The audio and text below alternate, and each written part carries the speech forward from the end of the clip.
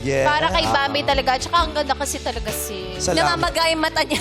Hanggang magay. Naparudolph the red-nosed reindeer ka doon. Oh yes! Maganda talaga yung kwento niya. Kaya ka nakakatuwa na ang dami niyang bansa na mapupuntahan kasi marami talaga makaka-relate sa ating mga kapwa tuloy, mga madlang OFW dyan sa iba't ibang bansa. Dati pinapauwi mo lang OFW, ngayon kapwa OFW. Di mo naman sinabi, kaya ka pala laging wala rito ng ibang bansa ka. Sana sinabi mo agad para hindi ka namin niloloko. Grabe ang sakripisyo mo para sa bayan to. OFW ko na. Dati pinauwi niya lang nung birthday niya.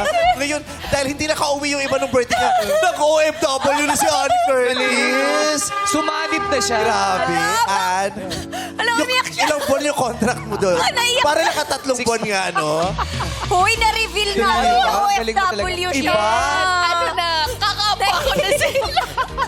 Grabe si Ann Curtis. Iba ka talaga, Sino ba Ann, kapag sasabi na yung ganong level ng artist si Ann Curtis, susuko pa sa mga hamon ng industry at mag-OOFW. Ganun talaga. Kaya hindi niya kamahal. Para sa pamilya. Yes, tama. Para Yes, nabuhay tayo. At saka alam mo, first time ni Ann Curtis na nag-post ng mahabang chika sa Instagram tungkol sa pelikula ko ever. Oh. Kahit sa pelikula natin, dahil hindi ka chumika ng ganon, pelikula na natin yan. Hindi. Nung pili ko na nagbutis na buntis. Oh, pag buntis, hindi kayong dumutlo. Hindi kayong mag-post sa Instagram. Pagod siya, Excuse? pagod. May excuse pala. Yun nga yung mga panahon super chat ka dahil bagot na bagot ka sa bahay, text ka ng text. Iba kasi to. Wow. Iba kasi. Ibang vice talagang nakita ko. Nilaglag mo yung pelikula natin. Hindi!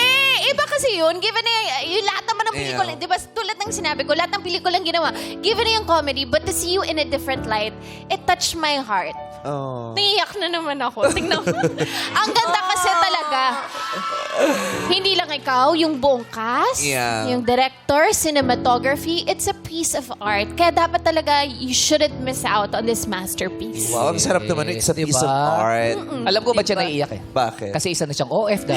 Yes. OFW na siya. Gumastos pa siya sa 120 seats. Yes. Ay, di 200 yata. yun. 320. 320 seats, Oo. di ba? Nabiktima siya doon. As a proud OFW. Pero napuno niya, Sabi niya, napuno. sige, pa-black screening ako. O sige, ganyan. Paano ba ako nang bahalang mag-arrange? Ikaw ba Kinuha yung ko- pinakamalaki? Kinuha ko yung pinakamalaking seat.